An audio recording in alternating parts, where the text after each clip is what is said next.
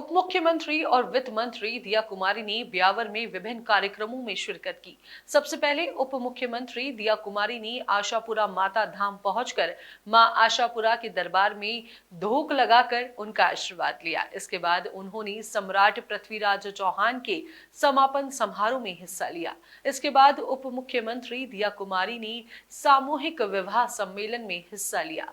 उप मुख्यमंत्री दिया कुमारी ने समिति की ओर से आयोजित सामूहिक विवाह सम्मेलन में 16 जोड़ों का विवाह संपन्न करवाया। उन्होंने सभी को एक तुलसी का पौधा भेंट कर सुखी दाम्पत्य का आशीर्वाद दिया। उप मुख्यमंत्री दिया कुमारी ने सम्राट पृथ्वीराज चौहान की मूर्ति पर माल्यार्पण करते हुए उन्हें नमन किया। इस दौरान राजसमंद सांसद महिमा कुमारी मेवाड़ भी मौजूद रहीं।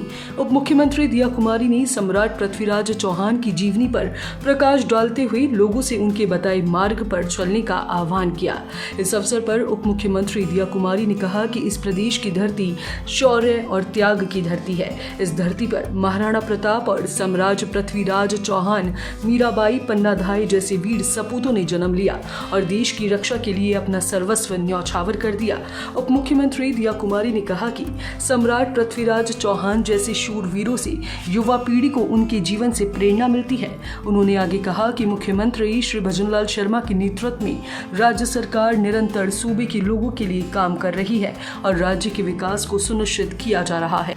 राजस्थान में मुख्यमंत्री श्री भजनलाल शर्मा के नेतृत्व में राज्य सरकार द्वारा चलाए जा रहे जन कल्याणकारी अभियानों और योजनाओं से प्रदेश की तस्वीर तेजी से बदल रही है।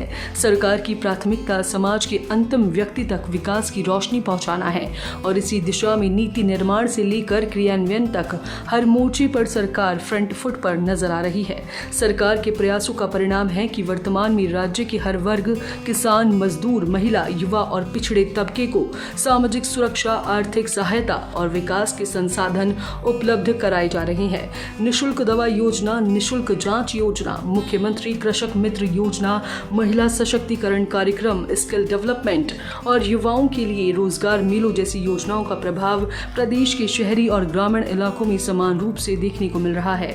इसके साथ ही जल, स्वास्थ्य, शिक्षा और अधोसंरचना के क्षेत्र में भी सरकार द्वारा लगातार नवाचार और निवेश किया जा रहा है। ग्रामीण इलाकों में जल जीवन मिशन, सड़क विकास और चिकित्सा शिविरों जैसे कार्य लोगों की जीवन स्तर को सुधारने में सहायक बन रहे हैं।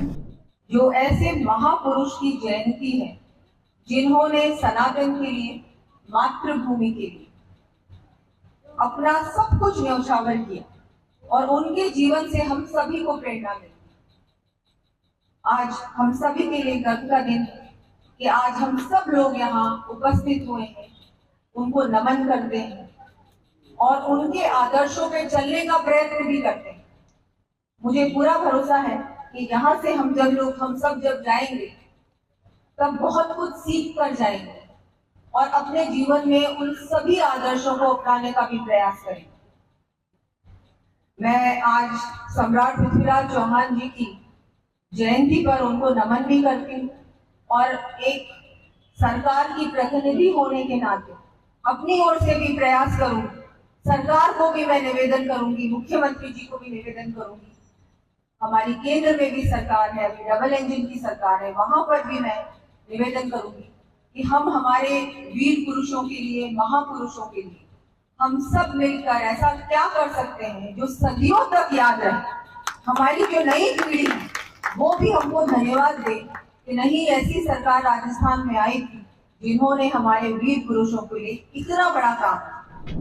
राजस्थान में मुख्यमंत्री श्री भजनलाल शर्मा के नेतृत्व में राज्य सरकार तेजी से बदलाव की दिशा में अग्रसर है। सरकार की नीतियां और योजनाएं समाज के अंतिम व्यक्ति तक पहुंच बनाने में सफल हो रही हैं। विभिन्न जन कल्याणकारी योजनाओं के माध्यम से प्रदेश में हर वर्ग को आर्थिक संबल और सामाजिक सुरक्षा सुनिश्चित की जा रही है। राज्य सरकार की सक्रियता और संवेदनशीलता के चलते प्रदेश में विकास की रफ्तार तेज हुई है। चाहे स्वास्थ्य सेवाएं हो या कृषि क्षेत्र में सुधार, शिक्षा का विस्तार हो या फिर बुनियादी ढांचे का विकास, हर मोर्चे पर सरकार फ्रंट फुट पर काम कर रही है। राज्य के ग्रामीण क्षेत्रों में भी सरकार की योजनाएं जमीनी स्तर पर अब दिखाई दे रही हैं। जल जीवन मिशन, वहीं सड़क निर्माण, चिकित्सा शिविर और शिक्षा के क्षेत्र में नवाचार जैसी पहलें ग्रामीण जीवन में सकारात्मक बदलाव ला रही हैं। आज की इस खास रिपोर्ट में फिलहाल के लिए इतना ही। जल्द होगी आप सभी दर्शकों से फिर एक बार मुलाकात नई खबरों और नई जानकारियों के साथ। तब तक के लिए मुझे दीजिए इजाजत। चैनल को लाइक, शेयर, सब्सक्राइब करना बिल्कुल ना भूलें। नमस्कार।